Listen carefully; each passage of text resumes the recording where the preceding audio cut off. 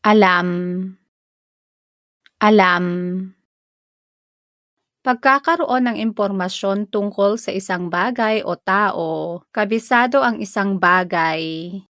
这个单词是形容词，它的意思是知道、已知、察觉或者是意识。这个单词例句是 Alam niya ang ginagawa niya.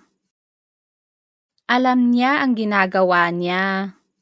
他知道自己在做什么。 Hindi ko alam na nakauwi ka na pala.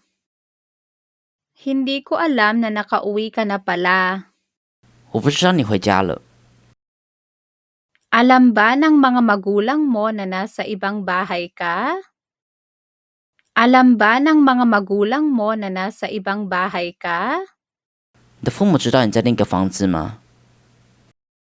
Siya ang may alam tungkol sa nangyari. Siya ang may alam tungkol sa nangyari.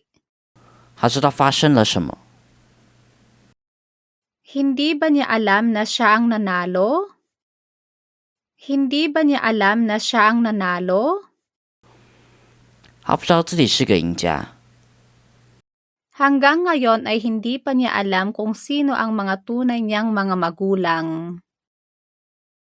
Hanggang ngayon ay hindi pa niya alam kung sino ang mga tunay niyang mga magulang.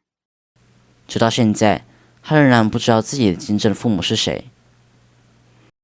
Hindi alam ni Lola na may sorpresa ako para sa kanya. Hindi alam ni Lola na may sorpresa ako para sa kanya. 奶奶不知道我有个惊喜给她。 Walang may alam kung nasaan ang nawawalang kapatid nila.